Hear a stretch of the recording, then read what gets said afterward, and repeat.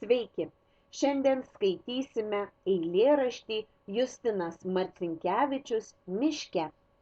Pasidžiaugsime, kad daug išmokome ir sužinojome antroje klasėje. Justinas Marcinkevičius Miške.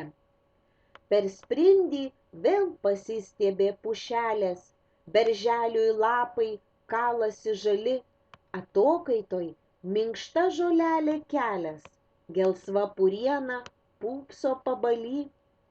Kažkoks paukštelis taiso savo lizdą, lazdynas baigė žirginius sukraut. Ir aš girdžiu, kaip visas miškas šnibžda, tau reikia augt, tau reikia augt.